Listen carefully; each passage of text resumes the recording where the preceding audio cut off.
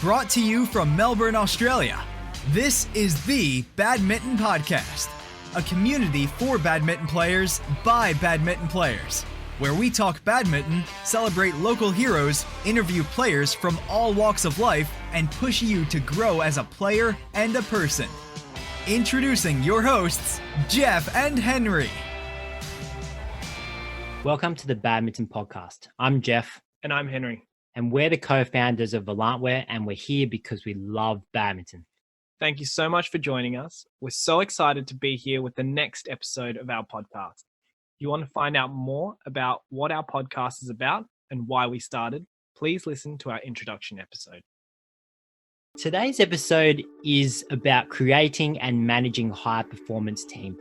We've got someone really special as our guest for today. His name's Andrew Sermon. Andrew's the managing director of Hayes Girling Financial, a nationally awarded accounting and financial planning firm located in Melbourne's eastern suburbs.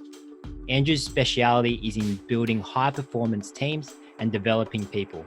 He's also a keen badminton player and a proud former South Australian representative. Thanks for being on the show, Andrew. Thanks, Jeff. Thanks, Henry. Thanks for having me along. Yeah, no problem. So let's get the show on the road, shall we, Andrew?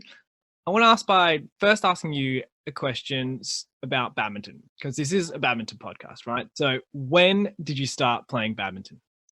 At the grand old age of 12, gentlemen. So I got involved at primary school. There's a couple of dads there who were into the sport. They were social players, and they took a few of us kids aside, started to teach us. Great. So at 12 years of age, so you would have been in late primary school, was it? Yeah, spot on, mate. Right at the end of primary school. Cool. And what other sports did you play? I think you play soccer, is that right? Yeah, I used to play everything back then. I play a lot of soccer now, but back then it was everything. Footy, cricket, tennis, you name it. So how did you stay with badminton then? Or did you continue with all the other sports at the time as well? Kept going with soccer for quite a while, gents. The badminton sort of stuck, so it was better to spend an hour and a half in a gym in summer than it was to spend 3.5 hours in the field fielding or bowling all day playing cricket. So it was that simple when I was 12. It was a choice of time. Sure. Why do you feel that you kept going with badminton, and why do you actually love playing the sport? Yeah, listen, it's a great sport to play. How dynamic players have to be, the athleticism involved, and tactically as well. I think it's the all-round sport. I think it's a lot more dimensions than even, say, a tennis or something like that that's much more famous. So I think it's really the challenge that kept me involved. Being from South Australia, I mean, me personally, I'm from South Australia as well, and badminton's not really a big sport over in Adelaide. So I know, you found yourself playing with some uncles in a gym when you were 12 years old. But was there anywhere else that you were playing, and how often were you playing? Yeah, back in Adelaide, and this is a long time ago now, gents. I'm a bit slower these days, but there's basically one set of courts, one hall, if you like, that was badminton specific in South Australia. So everybody who played pretty regularly tended to gravitate towards Lockleys in Adelaide. So I was running around down there, I don't know, most days of the week, I reckon, from about 15 till about 26. Then after that, started to slow down. Yeah, I do remember Lockleys myself, and it's nice to see that we do have a second badminton specific centre now in Adelaide. It's about time, right? It's a very much a growing sport, and you can see the growth throughout the eastern suburbs in Australia. It's nice to see it spreading elsewhere too. Yeah, and it's kind of crazy that there's just so many popping up in Melbourne right now. It's almost big business. I've lived in Melbourne for 8 years, and I reckon there's been more than 10 halls that have come up in that time. So about time. It should be a more popular sport, and it's good to see it growing. Yeah, I completely agree. So in Melbourne, where and how often are you playing at the moment? Are you doing much on the court? A little bit. I've just qualified for the veteran circuit, so I've hit the 35 years of age, so I'm having a bit of a run there. But apart from that, I maybe get out once a week with a couple of different social groups. So it's really more about the social side for me these days. And when you were playing a little bit more competitively, what was your biggest or best achievement, or something that you can remember from your playing days that was really special for you? Yeah, this is a bit of a funny one, gents. Like, you can talk about tournaments you win and things like that, but honestly, it's the people that I've met, the friendships I've made, and I even met my wife through badminton. So I tell you what, if I don't say she's the most important thing out of my badminton, I think I'll be in trouble, right? You better make sure she listens to this podcast then. Well, yeah, there's one listener straight away, guys. So I'm doing my best to help. And just from a badminton point of view, look, some other people that we've had on the podcast have just indicated how important badminton has been in just shaping their lives.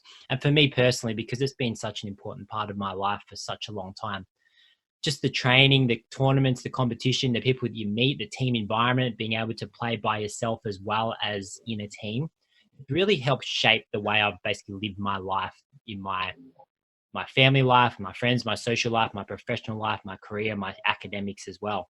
So what do you feel the impact badminton has had on your life and where you are right now? Because you've got a very impressive resume, and I'd be really curious to see what badminton has contributed to that and the person you are today. I really like the way you said that, Jeff. I really believe that badminton and sport in general is a great teacher, and it really shows your character and helps you develop your character. So one of the things I love about badminton is that it is an individual sport, but there are team components, and I actually think the team components really shine through into how you can set yourself up for the future. But starting with the individual part, the thing I love about badminton is that when it's just you on court, you have to learn how to win, lose, draw, play well, play badly, and take all these things in your stride. And I think that can really develop some character quite early. It's one thing to be gracious and be, seen to be fantastic as a winner, but to hold your head high and, conduct yourself in a really appropriate way as a loser or someone who has lost the game, I think that's really important as well. And that really helps build that character. Yeah, I think it's it exposes people, doesn't it? It really, when you're on court, who you are really shines through. And when you're learning as a player, going through that journey, winning, losing, drawing, as you said, you can really change and develop as a person as well, because how you respond to the adversity that you have on court can translate into what you do in your professional life or your personal life as well. So I really like how that part of badminton can really contribute to our lives as well. Yeah, I couldn't agree more, Henry. Adversity is a fantastic word there as well. When it is you alone on court, and if winning is your sole objective there, well, sometimes you've got to find a way to get over things, and sometimes there's going to be bits and pieces in your way. You might not be feeling the best. You might not be performing to the level you want to. So finding ways and cutting deals with yourself and getting the outcomes you need, sometimes no matter what, is a really important skill to have. And that translates to all parts of your life, whether it's personal relationships, whether it's your professional life or the business world. There's a lot of lessons to be taken from that. So continuing on with, I guess, let's focus more on the professional side of things. Now you're a managing director of a finance company. Yeah, I can imagine it'd be incredibly challenging to manage the people around you. And because we are here to talk about building a high performance team, can you tell us a little bit about the team that you'll work with? Yeah, absolutely. So I'm lucky enough to work with 15 people at Hayes Girling Financial. We have 3 separate teams to look after different areas and help our clients out in different ways. And that has been on a reasonably quick growth story where I joined this business 8 years ago. I became managing director 3 years ago. But we went from a team of about 9 or 10 to about sort of 15, 16 now. And we do continue to grow. So growth brings challenges, and the industry itself, for those who sort of know financial services well, has been through an incredible amount of upheaval over the past couple of years. So having to shape a team that can continue to deliver for our clients and try and deliver bigger and better things, make things that were really big projects just become what we call business as usual. That's been our real focus for our people. Now, to do that with people, you need to upskill them. You need to show them a pathway. You need to be able to engage them and get them on board with your vision very, very quickly.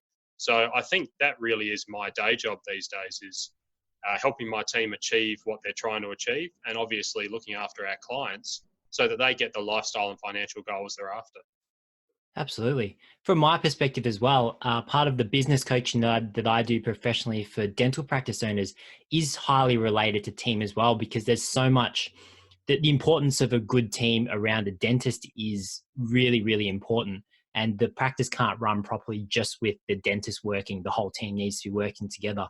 So for a listener out there who's not that sure about team or creating teams or how to manage these high performing teams, where would you start with them? What about teams do you really enjoy, and what do you feel people would need to know about?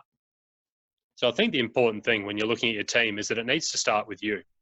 So understanding yourself and understanding your characteristics, what you're trying to achieve, and what you can give to your team is the starting point. If you cannot show a pathway, if you cannot be a pathway, if you cannot demonstrate the behaviours required, you won't have a team around you. You won't have followers. You may have workers with you. You may have people working for you if you're in a position of authority, but you need to make sure that you are absolutely being that example that people can follow and that people can relate to, and that backs up your actions, back up your words the whole way. So I always say, start looking, if you like, at the top.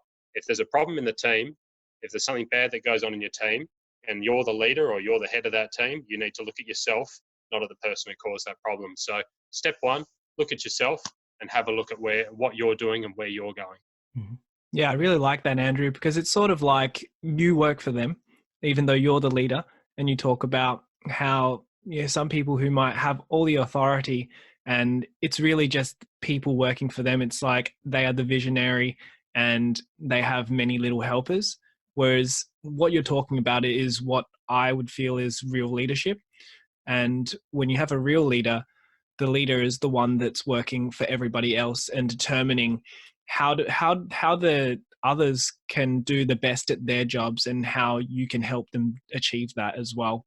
You're right, mate, 100%. Badminton's not such an obvious example of this, although I believe it does happen in the background. But if you like your sports examples, you think of cycling, the team of cyclists in the peloton, you've got a team of 4 to 6 people who are working over hundreds of kilometres to try and put one of their team members in the winning position. They sacrifice themselves and sacrifice their legs, their lungs, their entire day, just to give one of their teammates the chance at glory. Now, that's a really good example of a high-performing team and a team that's got one true sort of vision they're trying to achieve. Yeah, I completely agree. What does motivating and inspiring your team to work in that way, the way that you described these cyclists, how do you go about inspiring them to work that way? I know you talk about behaving in a way that hopefully rubs off on everybody else, starting from the top. But is there anything that you do with your teams that help to motivate them? I think success is really motivational. You guys would have seen this before, and maybe badminton is a good example of this one. You think about the famous badminton players. Why are they famous? Because they're successful, right? It's not because of their amazing personal lives or what they do off court necessarily or anything else. Success is really, there's something energetic about it. There's something that helps people be motivated and work towards things. So I think it's really important to celebrate successes, no matter how big or how small. And that could be from your most junior team member or your most inexperienced person learning to do something that maybe even a few other members of the team can do. But to them, that's a win, right? That's something they couldn't do before. So really simple example, but just making sure that along the journey, you actually stop and enjoy it and actually celebrate the good things that happen, because there'll be plenty of bad days. So it's really important with motivation to make sure that you're celebrating all those wins. Yeah, completely agree there as well, Andrew. It's so easy to build on success. So building success is quite easy, but building success upon failure isn't the easiest task at all. No, yeah, 100%, right? There's nothing that demoralizes quicker than, I guess, perceived failure. Not necessarily absolute failure, but perceived failure. Absolutely. Now, Andrew, when you talk about motivation and inspiring, how involved do you get in the personal lives of your staff? For example, do you keep kind of the personal things out of work and you try to focus more on work things? Or from a leader point of view, do you try to understand them more on a personal level rather than just the professional level? This is a huge question, Jeff. Everybody reacts differently to different situations. So my personal belief is that you do need to have a little bit of separation. To get anything good back, you need to give something of yourself. So you need to be willing to be vulnerable, to show your insecurities or your weaknesses as well as your strengths, because I think as humans we're really well trained to show our strengths and show our good side. We don't Instagram the days where we're having a rubbish day, right? So it's really important to give back to people to let them know that you are not, there is some exposure there, if you like. But you need to draw a line somewhere too. It's a really difficult employer-employee environment at the moment with HR sort of situations tightening up all the time, and legislation and legal issues are never far away. So there is a balance to be struck, but my goodness, it's an incredibly tough balance to find. Yes, I can imagine that it would be. Andrew, switching gears a little bit, I want to talk about translating what you know from work now back into badminton and building high-performing teams at work. How can you apply that to badminton itself as well? Yeah, I think they're directly related, Henry. I believe that some of the same principles apply. So you guys would know as players that you don't get anywhere on your own. A good player around them will normally have a good coach that they trust and rely on and work really well hand in hand with. There may be a physio, there may be a nutritionist, there may be a team manager, if you like, someone organising and calling the shots.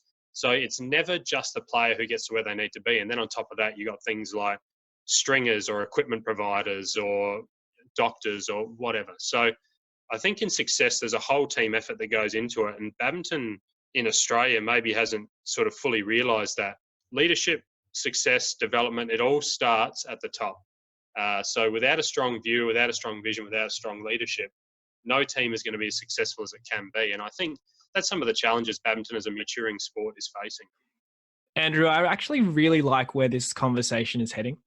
And I want to actually dive a little bit deeper and talk about how we can create high-performing teams within badminton, or how we can truly benefit badminton around the world with the mentality that you are describing.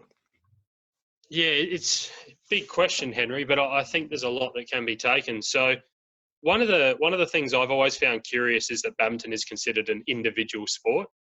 So yes, it's only you or maybe a partner on court, but there's never just that person or those two people on court that go into making sort of that player. There's always a team behind the scenes. As I said, there's always the coach, there's always the everything else. And until you have that structure around the player, until you have that expertise, that guidance, that assistance, that whatever it might be, that strong team, that player can never be to their full potential and therefore can never be to the level that maybe they're chasing. So I know badminton is a much more competitive sport now around the world than it was many years ago. And it's a few extra dollars, but it still lags behind the big sports worldwide. There is a need for more media exposure, more heroes, if you like, and more superstar players or more people competing to push the sport higher and higher. So getting those team structures around those people is going to be crucial to help change this sport and maybe even change the way it's viewed, especially in our country, Australia.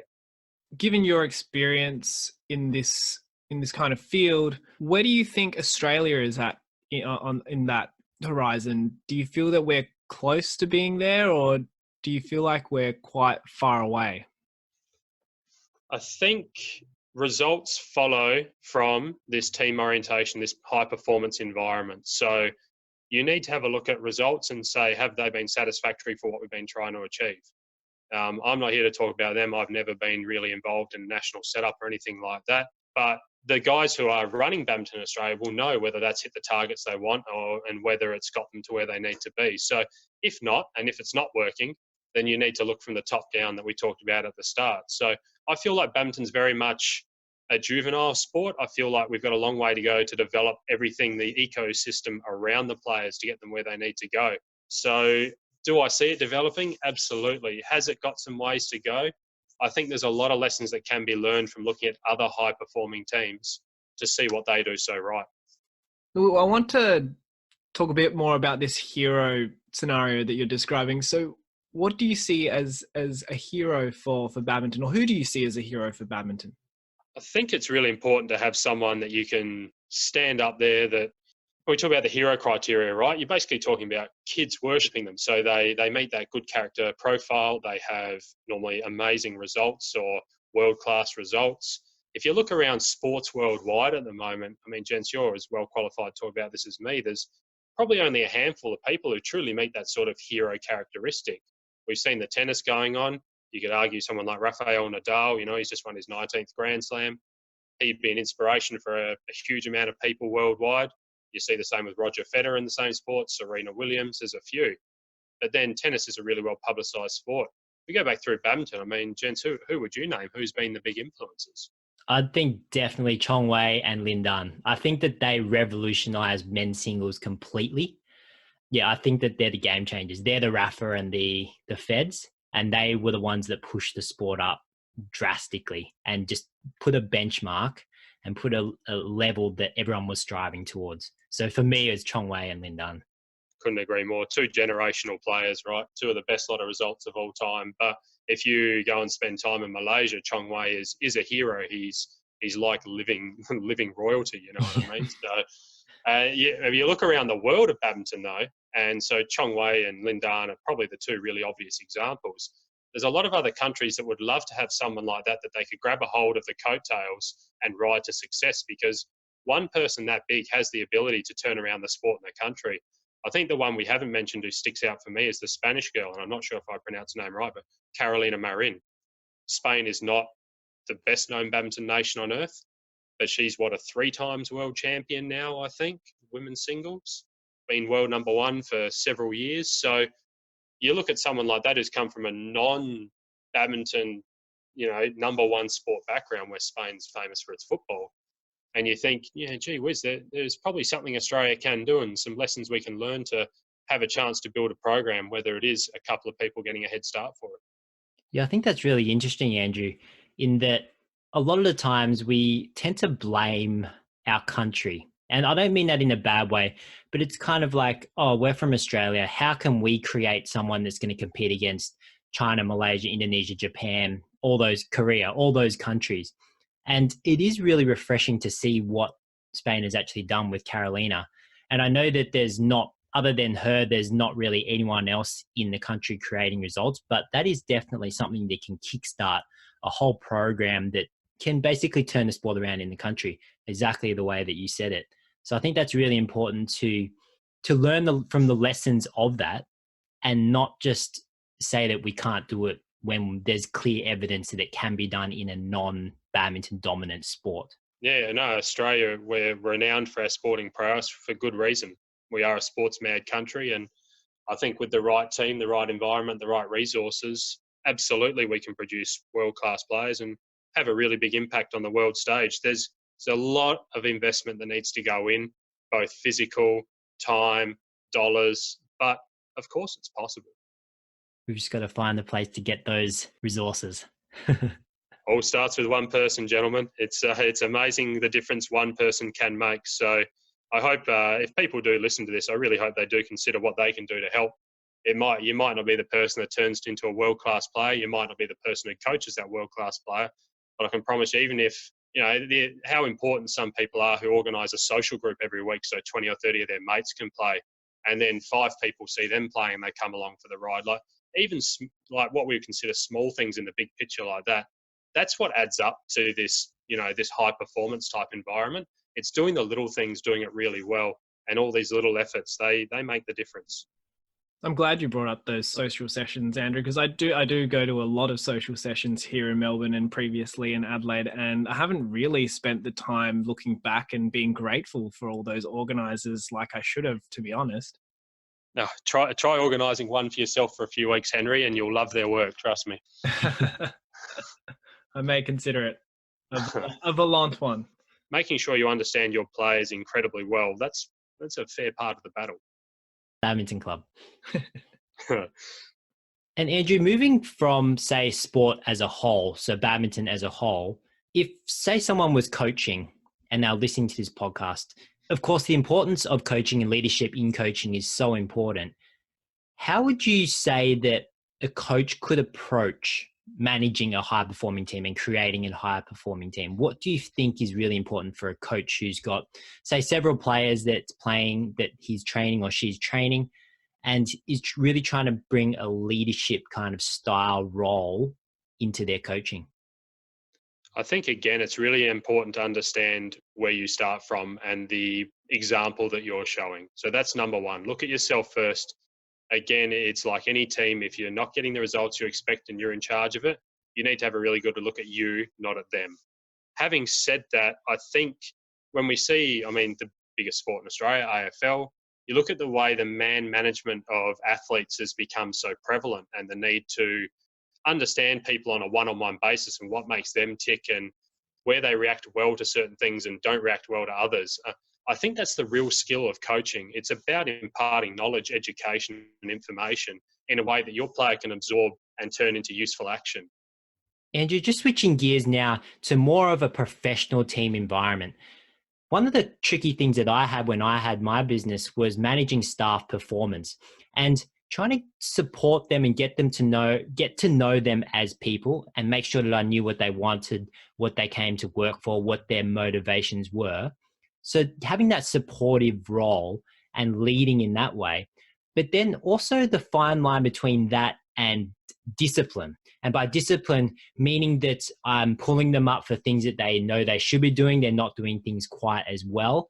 And performance appraisals, all that kind of stuff. I feel that the line is quite blurry in terms of, hey, you want to be nice, you want to be supportive, you want to be understanding, but then you also don't want to be taken for a ride. You don't want them to take advantage of that and kind of say, hey, he's really nice, he won't care about that, or he won't punish me or anything like that. So for someone who's, say, got their own business or is working with a high-performing team, it could be in their career, could be in sport as well. Where do you draw the line, and how do you actually draw the line between being that supportive person and being the more strict, pulling them up for performance that isn't what we expected of them? Really big question, Jeff. And I think the first thing that we need to understand is that with any truly high-performing team, you need to have really clear expectations. So whether it's a sports team, whether it's let's talk about a professional team more now, right? So you go to work with a team of people, you're trying to achieve an outcome. If you're not really clear as to where you sit in that team, as to what part of that outcome you're going to help achieve or why you're doing your day-to-day work, then it's really hard to pull someone up and, as you say, discipline if need be, or even praise for doing the right things. So, we talk about the carrot and the stick here with ways to get people to do things. You either motivate them with the carrot to get them on their way to achieve the goal, or if they're not behaving the right way, hit them with the stick to get them along in the discipline. But if you, as a team leader, haven't set clear expectations, where I find is that most people fall down because they just don't understand exactly what they should be doing. So when we think about that through our employees and our team members and all the rest of it, if you've set very clear expectations as a team leader or a manager or whatever, so making sure that you've done everything in your power as a leader to give your team everything they need to be successful. So whether it's time, resources, we started talking about some specifics in regards to if you're in professional services, it might be the technical aspects, or it might be having fast enough internet to process things or enough clients come in the door. With more personal services, whether it's dentistry, where, you need your environment, you need the chair, you need the stock, you need the supplies, you need the assistant, you need the whatever it might be. Once you as a leader have done that, so you've set your team up for success and your people up for success with clear direction, clear expectations, and then everything they need to be successful, that's when you need to start to look at individual performance. And Jeff, with your question around, do you motivate, do you discipline, do you all these sorts of things? Once you've got all those things in place, that they've got a platform for success. So then once that platform for success is there, then it's up to them as to how successful they become. If you have done all that, if they're still struggling to be successful, if you've helped coach, helped motivate, and there's only so personal you can get in these situations, I find quite often, guys. There may be extraneous factors. There can be things happening at home that take the focus off. Everyone's human. We all have bad days. But if there is maybe a consistent underperformance or a consistent even overperformance, then we start to need to look at this person's role within the team. If they're consistently overperforming, well, maybe they're not in the right position in that they should have more responsibility or be taking on more duties. If they're consistently underperforming, then we need to have a very different conversation and start to manage expectations and maybe consider exiting people. And that's where a professional team can be very different to a sports team, for example. Now, if you look at a truly professional sports team, AFL, things like that, people get cut, delisted each year for underperformance. You look at developing sports teams, and that's not necessarily the case. And I think that's a really big definition. It's not just about how you bring people along, it's also how you promote them or how you exit them or how you make sure that they're hitting, where they should be, whatever level that is. That's a really, really big part of that discipline, motivation, and leading towards a properly performing team. Yeah, Andrew, I think that's really important about expectations, because people often won't go to work wanting to do a bad job. There's probably someone out there that actually does, but there's not that many people out there that do want to do a bad job. And I think the bad jobs often just come from misunderstandings of expectations. So the worker or the employer thinks that they're doing a really good job, but because they're not actually clear on their role and what's expected of them, they could be thinking they're doing a good job, but we don't think they are because they're not meeting our personal expectations. So I think that's really important to outline, that the person that we are working with knows exactly what they're meant to be doing in the whole context of the team in getting to the outcome. So I think that's a winning formula for good team success. So Andrew, just wrapping up now, for someone listening who is looking to create or manage their high performing team, what 3 take-home pieces of advice or tips would you recommend that they can basically start doing right away? Yeah, guys, for sure. I think 3 really simple things you can do to almost spot check and see what your management style or whether you're working with a high-performing team can be. Step 1 or tip 1, I think, is that you need to have a really good picture of what success looks like. If you don't know what success is, you're never going to know if you hit it, and you're never going to know if you missed it. So then how do you know if your team is high performing or the people around you are performing to expectations? Tip 2, I reckon, is if your team is not performing to the level you hope, have a really good look in the mirror. Okay? The chances are, unfortunately, if you're in charge of a team or if you're trying to be a leader, and it doesn't have to be a positional leader, you don't have to be called manager or anything like that.